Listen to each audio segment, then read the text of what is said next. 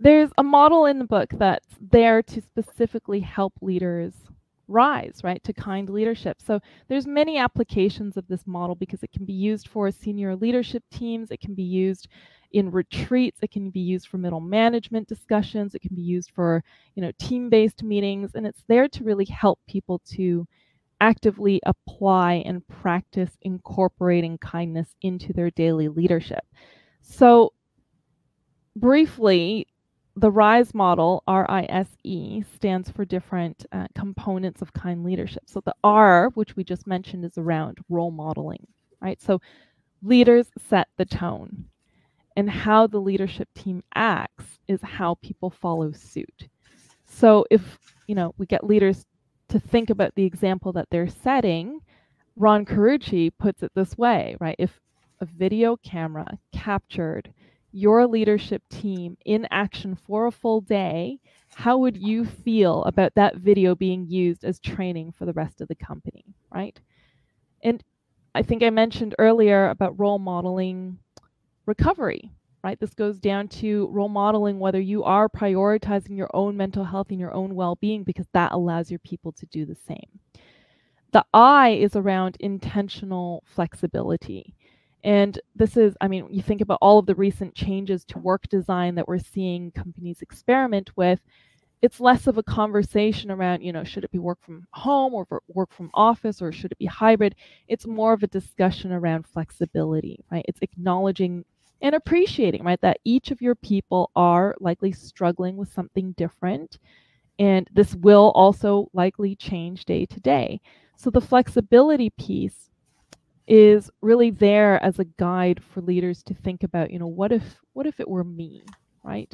And it doesn't have to just be in reference to work scheduling, but really about any of the needs that your people might have. That might cross, issues around DE&I, it could cross mental health, it could cross well-being. The S in the RISE model is around supportive action.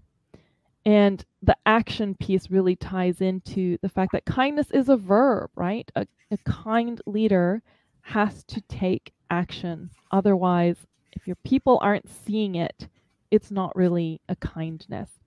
So supportive action is really about, a leader's responsibility being to help their people grow and succeed, right? So every day it's about asking a question around, what can I do today, right? That can make things just a little bit easier for my people to do their best work, right?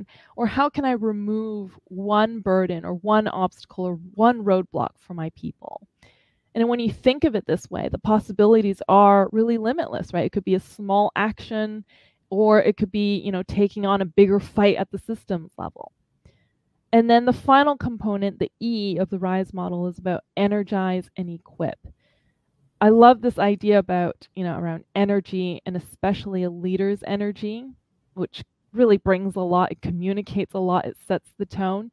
And if you think about leaders' energy, you can really, as a leader, set a positive energy or a negative one. It's that simple, and it's really your choice, right? So how can you use your energy to uplift your people? And then the final point around the RISE model that I'd like to make is that it's not sequential, right? It's RISE, but it doesn't mean you have to do one before the other. And really, you want to get to a place where you are purposefully applying each of these actions. So those of you, when you get the book and your real question is, how do I do this? You're going to go straight to chapter 10 onwards, which is the RISE model. It gives you in that section precisely exactly what RISE stand for and how you can do it.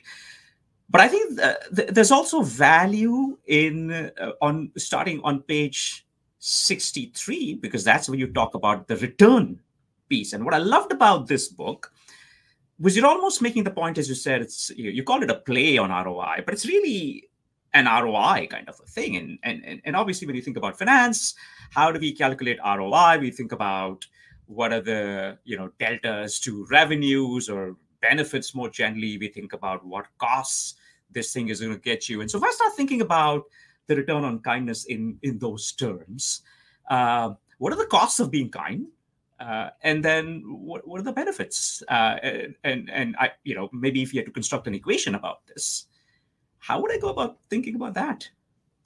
Yeah, so I mean, I focus on, there's the quantifiable returns, right? But there's also things that you can't quantify, the intangible benefits. The quantifiable, that's easy, right? You've got, you can look at dollar value, you can look at productivity, you can look at performance. The intangible benefits of kind leadership are really around things like trust and loyalty and commitment, going the extra mile because you've got this wonderful leader that you just want to help, right? Mm. So this positive energy that you feel in a company, this happiness, those are things that you can't really quantify, but are direct implications from kind leadership. So even if we just take, trust as an example, right? Trust is probably the most important currency that a leader can hold with each of their people. But the thing is, you can't, just blindly walk into a team that you inherit and say, hey, trust me, and they'll do so. So we all know that trust takes a long time to build and just a moment to shatter. So it's actually probably not a surprise to hear that, according to the Edelman Trust Barometer, the 2023 statistics shows that globally trust in CEOs is at an all-time low, right? Distrust is the norm. Mm-hmm. And you can bet, right? People are watching their leaders, right? They observe what their leaders are doing. They're watching whether their actions are matching what they're saying. Are they walking the talk? And then they're making determinations of whether I trust this person based on that, right? So kindness is a foundational action that builds trust in leaders, and that's an intangible benefit. And then if we take that even further, kind leaders who build trust with their people create high trust companies. And when you compare high trust companies with low trust companies, you've got, people in that company that are less stressed.